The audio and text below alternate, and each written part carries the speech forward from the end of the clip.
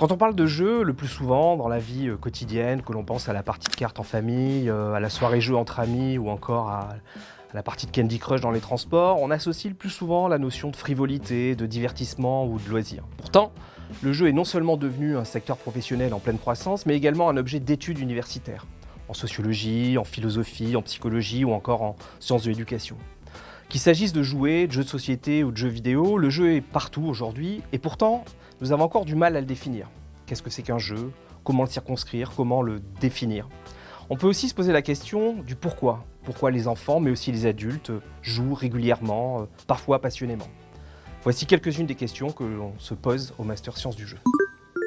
Ce master est hébergé à l'université Sorbonne Paris-Nord et vise à présenter le jeu dans toute sa diversité, à partir des jouets, des jeux de société, des jeux vidéo, des jeux sérieux et d'autres formes ludiques qui peuvent advenir.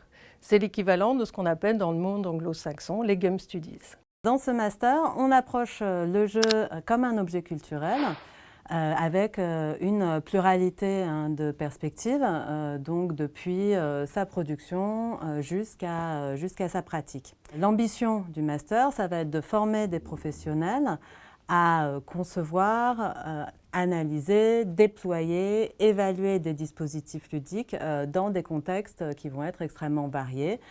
Donc évidemment dans le secteur du divertissement, mais aussi potentiellement dans le secteur de la santé, de l'éducation, dans l'entreprise, etc. Alors comment? Eh bien par la pratique, en rencontrant des professionnels, en discutant avec eux et en les faisant intervenir dans notre formation. Et puis parce que nous sommes une formation universitaire, on va aussi faire en sorte d'équiper les étudiants et les étudiantes avec une boîte à outils théorique et une culture scientifique sur le jeu, donc avec laquelle ils vont pouvoir poursuivre leur parcours professionnel. Et bien sûr, en jouant, puisque chacun des étudiantes et des étudiants arrive avec sa culture ludique et on la met en commun et on essaye d'enrichir ce bagage pour avoir une ouverture plus grande sur le monde du jeu. En plus des cours théoriques, les étudiants sont amenés chaque semestre à travailler sur des projets concrets et collectifs, développer une recherche en sciences du jeu, concevoir un prototype de jeu de société ou de jeu sérieux. Des ateliers intensifs sont organisés régulièrement, notamment sous la forme d'une game jam. Des conférenciers issus du monde professionnel interviennent pour venir spécialiser les étudiants dans le secteur du jeu qui les intéresse. Et comme tout master, l'année se terminera par le rendu d'un mémoire de recherche et par la réalisation d'un stage. Le rôle de l'éditeur dans l'écosystème du jeu de société est une position privilégiée puisqu'il va être au croisement des travaux des différents acteurs des mondes ludiques, auteurs, autrices, illustrateurs, illustratrices. Il va se poser des questions sur le développement, la diffusion, la vente du jeu, toujours dans le souci d'offrir une expérience renouvelée, plaisante pour les joueurs et les joueuses. Voilà, et toutes ces questions liées au milieu professionnel sont abordées au travers du Master Sciences du jeu.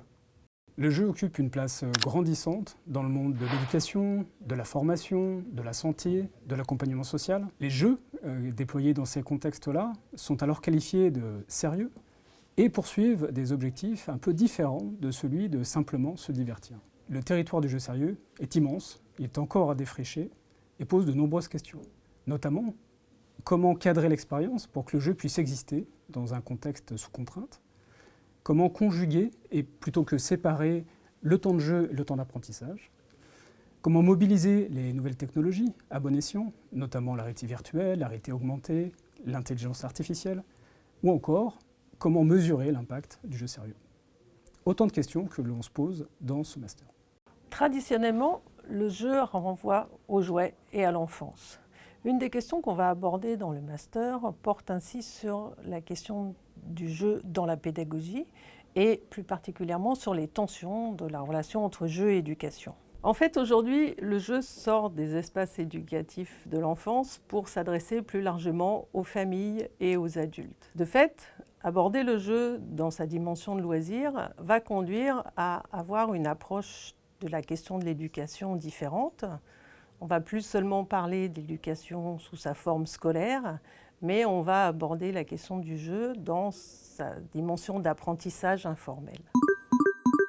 Parmi les équipements accessibles aux étudiants et étudiantes, on compte également le Fonds patrimonial du jeu de société, ou FPJS. Il est hébergé sur le campus de Villetaneuse, où se dérouleront également les cours du master. Ce fonds est constitué d'environ 23 000 jeux de société et jeux de rôle, dont la production s'étend du milieu du 19e siècle à aujourd'hui. Le FPJS a une double vocation. D'une part, conserver les jeux édités au fil des décennies dans une démarche de patrimonialisation. Et d'autre part, de créer et mettre à disposition des chercheurs et professionnels un fonds à destination de la recherche scientifique. Ce fonds permet par sa richesse unique d'étudier les pratiques éditoriales sur près de 200 ans et d'avoir un témoignage d'une époque et de ses représentations. Par exemple, on a pu se poser la question de l'émergence du secteur français du jeu de société ou encore des jeux branchés, dits jeux technologiques, qui ont donné lieu à 2 recherches collectives réalisées avec les étudiants du Master Sciences du jeu. Ici, on est au Ludomaker, un espace de création de jeux de société du Master Sciences du jeu, où les étudiants tout au long de l'année peuvent venir utiliser tous les jeux de société qui sont derrière moi, avec l'idée d'améliorer sa culture ludique.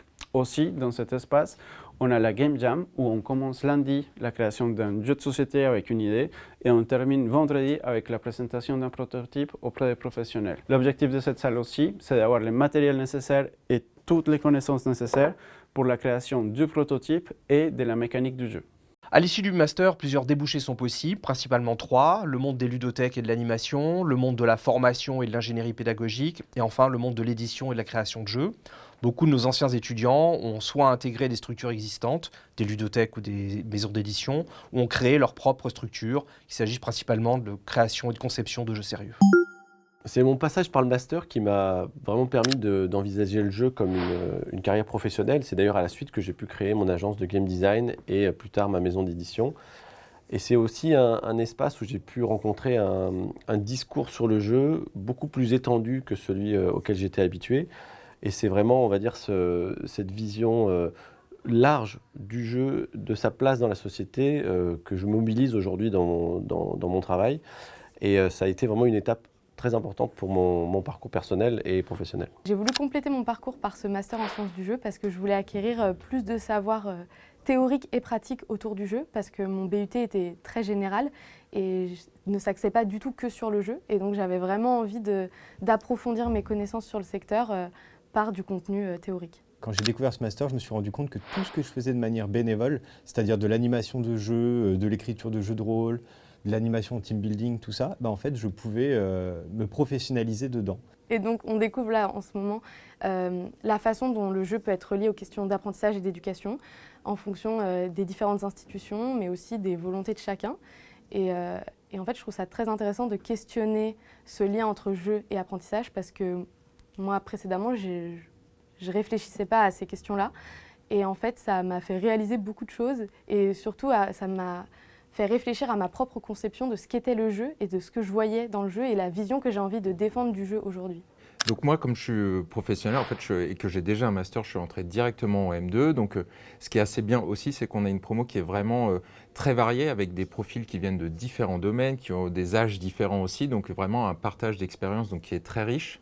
Et aussi, on est tous un peu au même pied d'égalité. Tout le monde est un peu bricolé de son côté, mais en fait, on se retrouve vraiment là au même niveau. On apprend autant des uns des autres qu'on apprend des cours. Donc, il y a vraiment cet inter-échange, que ce soit avec l'équipe pédagogique ou entre élèves, vraiment qui enrichit tout ça. Et l'idée, moi, derrière, c'est en fait de profiter de ce master aussi pour potentiellement aller sur une thèse après, derrière, plutôt sur des aspects entre le design, l'intelligence collective, le jeu, qu'est-ce qui peut se créer, qu'est-ce qui peut être généré à partir de ça. En pratique, le master sciences du jeu se déroule sur 2 ans. Pour être admis, il faut avoir une licence en sciences humaines et sociales ou dans un domaine connexe à la question du jeu. Il s'agit ensuite de déposer un dossier et une commission de recrutement examinera la candidature. Pour les professionnels et les étudiants qui ont déjà un M1, il est possible de rentrer directement en M2. De toute façon, quelle que soit la configuration, la commission de recrutement et le master seront attentifs à l'adéquation entre la formation et le projet professionnel.